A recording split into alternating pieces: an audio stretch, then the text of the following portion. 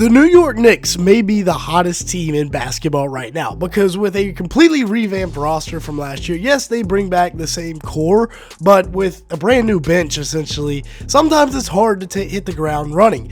They started the year 2-3. Since then, they're 10-3 and figuring things out with a top 10 offense and defense, and that would be the Mike Brown effect. Centered around Jalen Brunson, this offense is both better in offensive rating and points per game than last year.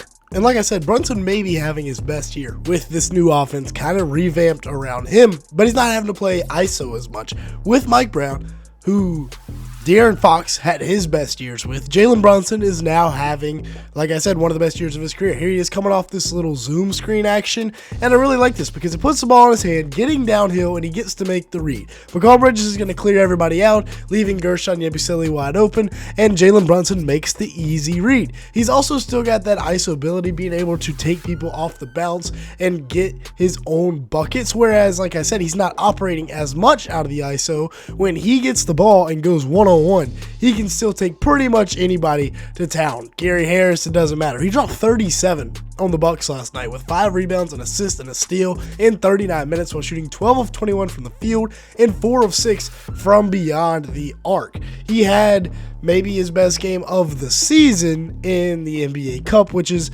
pretty successful this year. I mean, a lot of teams are trying their hardest to win this, and efficiency's off the charts this year for Brunson. Scoring, like I said, 29 a game with 6.2 assists, 3.2 rebounds, 0.8 steals in 34 minutes, shooting 49% from the field, 38% from 3 on about 8 attempts per game. And then watch this right here, another really nice set for Brunson, going downhill now against Giannis, and he just stops and pops right in his face. He's getting 3.5 ISO possessions per game, and he's averaging about 4 points per game in the isolation. He's also 6th in scoring in the entire league, and I really like this as well from Mike Brown, although this could have been completely improv here, where they throw it ahead, and now Brunson gets to choose which way he wants the ball. Mitchell Robinson feeds it to him, heading right downhill to the rim, and then coming off the screen here from Josh Hart for the easy left-handed floater. This was a clutch bucket too. Minute 32, up by 4, need one. Of course, you're going to the captain, Jalen Brunson, Mr. New York City. Then, of course, you can't talk about the Knicks without Karl Towns. Even though he didn't have the best night last night, the Towns-Brunson duo has been much better than anticipated, I think, from pretty much everybody in the league. There were high expectations, but, I mean, they went to the Eastern Conference Finals year 1. And this is a pass right here, a play made by a cat that really you only see from one other guy in the league, and that's Jokic. Driving right, the double comes, Josh Hart makes a great cut, and he finds him right under the rim for the layup. Like I said, he didn't play great last night. 9 points, 10 rebounds, 4 assists, and a steal. Never really got going. Was 2 of 8 from the field, and maybe Miles Turner had a little something to do with that. But overall, on the season, he's having a really good year. Double comes, he finds Mikal Bridges. Could have been a charge.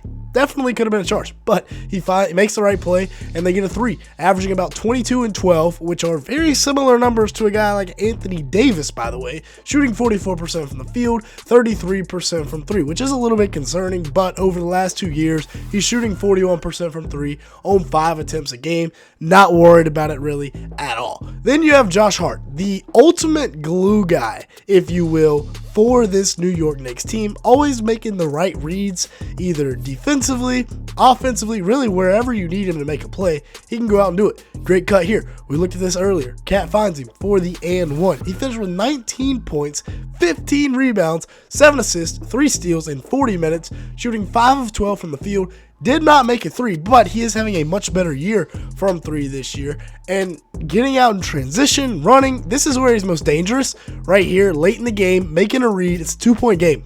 Where do they go? They go to the short roll with Josh Hart, where he's attacking a 4-on-3, getting downhill. He's got shooters in the corners, and he's got the lob to Cat. He finds Deuce McBride, who knocks down the huge 3. On the year, he's averaging 11 a game with 7.5 rebounds, 5 assists, and a steal in 28 minutes, shooting 48% from the field and 36% from 3. Like I said, having one of his better years from 3, using the pump fake to his advantage to get downhill. Now, if you've made it this far in the video, hit that like button, hit that subscribe button. As you can see, see here, 93% of the people that watch these videos are not subscribed. If that's you, let's go ahead and fix that. And then let's continue looking at the starters, the same group that they've had from last year with Mikal Bridges. And without OG Anunoby, he's been playing some really good basketball. Last night wasn't his best game, but on the year, he's having a really nice season right here. They throw it ahead out of the double. When Rollins comes to double Brunson, they get it to Bridges, shot fake, downhill, easy floater. Gets it to go at the end of the first half.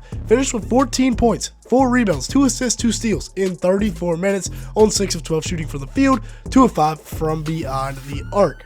He's in that category of like superstar role players where he's obviously much better than a role player, but he's so good at what he does. Like right here, he notices that Jalen Brunson is being face guarded. So now it's a 4-on-4. He's already got the edge on Gary Trent Jr. as he gets him on his hip, just stops and pops in the mid-range and gets an easy bucket because playing 4-on-4 is so much easier than playing 5-on-5. 16.6 points a game, 4.6 rebounds, 4.4 assists, shooting 52% from the field and 41% from 3 on 5 attempts.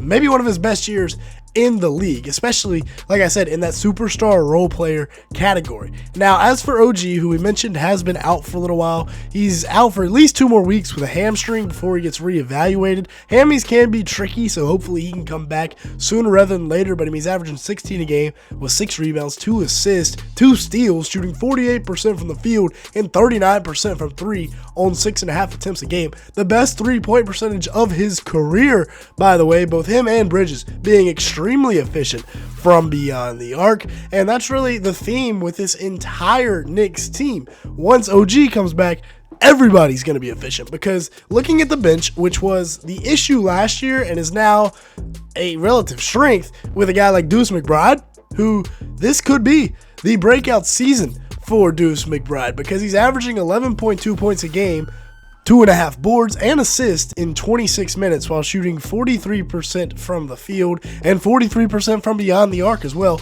on 6 attempts per game. He's been an absolute sniper so far this year, by far the best 3-point percentage of his career. And right here, like we said, the big shot late to push it to a 5-point game in this group stage game. Now, as for Mitchell Robinson, he might not have the greatest stats ever, but you can play him with Karl Towns, which Mike Brown has experimented with some. You can play him one at a time with Robinson coming in relief for Karl Towns, but I mean, he averaged 4 points a game, 8 rebounds, 1.8 stocks, and an assist in just 18 minutes per game so far this year. He's shooting 69% from the field as well. He's having a great backup big, and that's something that's very important and very overlooked, is having a good backup center.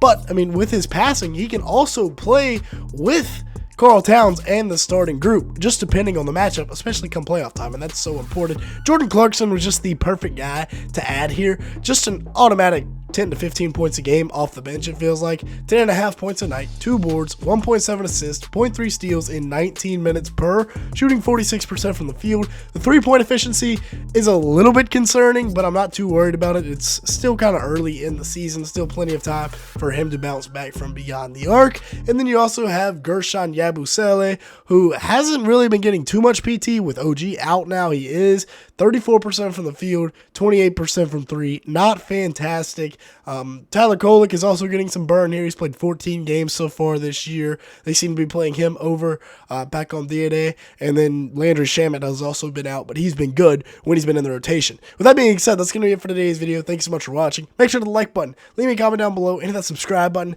And with that being said, thank you so much for watching today's video.